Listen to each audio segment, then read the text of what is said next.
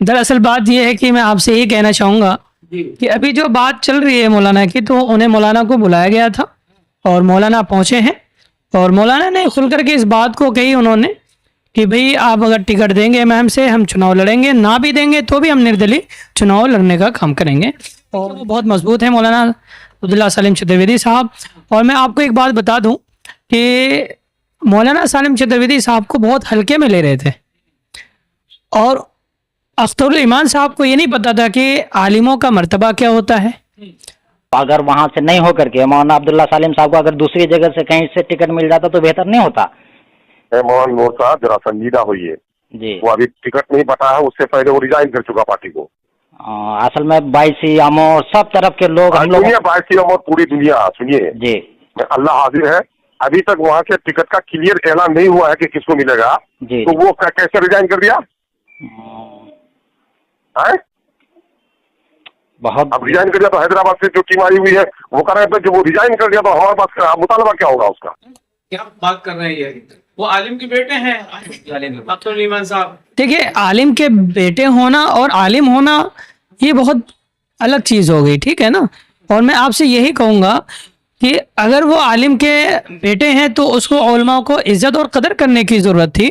बहुत जगह ऐसा होता है कि हमारे पास बहुत सारे ऐसे लोग आ जाते हैं जो कि सियासत से जुड़ जाते हैं, बस उन्हीं में से चंद लोग जो होते हैं जो कि हमें एक विकल्प दिखता है। वैसे भी हम आपस में भी कभी रखते हैं तो एक उलमा इकराम के आपने साथ रखते हैं, क्या पता अल्लाह उनकी दुआओं से उनकी बरकत से हमारी बहुत सारे काम को निकाल दिया जाता है। तो एमआईएम बिहार में जो है एक भी उलमा इकराम को टिकट नहीं दी और यहाँ तक कि मौलाना सलीम चतुर्वेदी साहब को भी उन्होंने निराश कर दिया। तो अब मौलाना का भी कहना है कि भाई आप हमें टिकट दें या ना दें, हम इलेक्शन लड़ेंगे, निर्दलीय भी लड़ेंगे, अगर एमआईएम से नहीं मिलेगा तो उन्हें। जी जी, बिल्कुल सच्चाई है। अगर हमें टिकट नहीं देती है एमआईएम तो हम बिल्कुल जो है कि पुरजोर के साथ हम इलेक्शन लड़ेंगे इंशाल्लाह।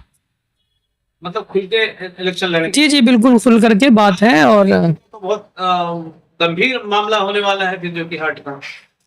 ये तो अल्लाह बेहतर करेगा इंशाल्लाह। और हमारे हक में जो है कि अवाम है, जनता है और अल्लाह हमारे साथ है, तो इंशाल्लाह कामयाबी हमें मिलेगी इंशाल्लाह। लोग कह रहे हैं कि मौलाना है, सब्र करनी चाहिए और 10 साल काम किए। अदर पार्टी में अगर देखा जाए जैसे कांग्रेस में 70 साल से लोग रेगुलर काम कर रहे हैं पार्टी के लिए, लेकिन कभी इस तरह का मामला नहीं हुआ। 10 आदमी एक विधानसभा से टिकट के हकदार बन जाते हैं और हर आदमी कहते हैं कि मुझे टिकट मिले, तो ऐसे कैसे चलेगा? देखिए, मैं तो सबसे पहला हक तो मैं यही कहूँगा कि सबसे पहला हक जो उनका बनता है जो कि पहले कार्यकर्ता हो, जिन्होंने ज़मीन से एक उस राह तक पहुंचाया है उस विधानसभा को जहां से आज लोग जो है कि पैराशूट लेकर के टिकट लेने के लिए चले जाते हैं। तो उस ज़मीन को उन्होंने तैयार किया है, मजबूत के साथ उन ज़मीन को उन्होंने बनाया है, जो कि अब हमें लगता है कि एमआईएम वहाँ से सीट निकाल सकता है। पैराशूट वाले नहीं, ये सूटकेस वाले हैं, जो पैसे वाले हैं।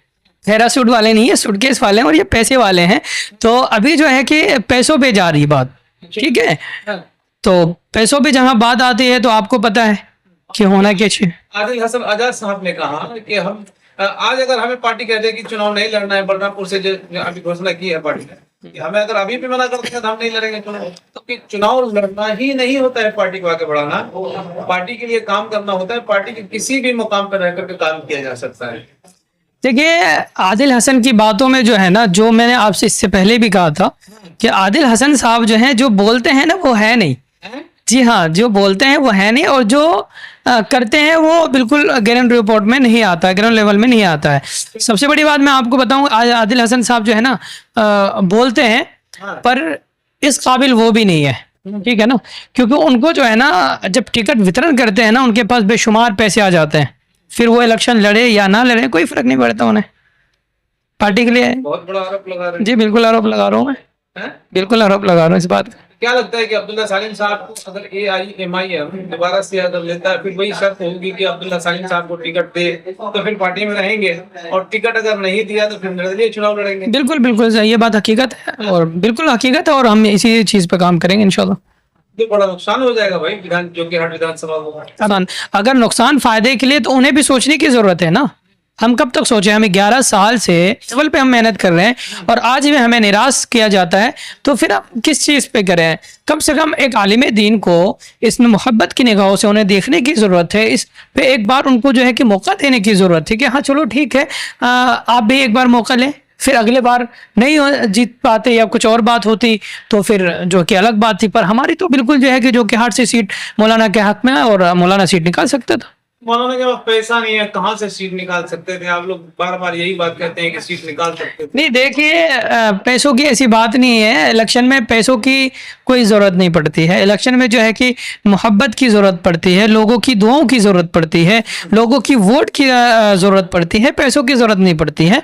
और अगर पैसों की अगर ज़रूरत पड़ती तो हम लोग हैं ना, अल्हम्दुलिल्लाह बहुत सारी माएँ हैं, उनके लिए दुआएं कर रही हैं, बहुत सारे माओ जो उन्होंने कहा है कि हम आपके लिए जो है कि गहने बेच देंगे अगर एक बार मौलाना हमसे कहेंगे।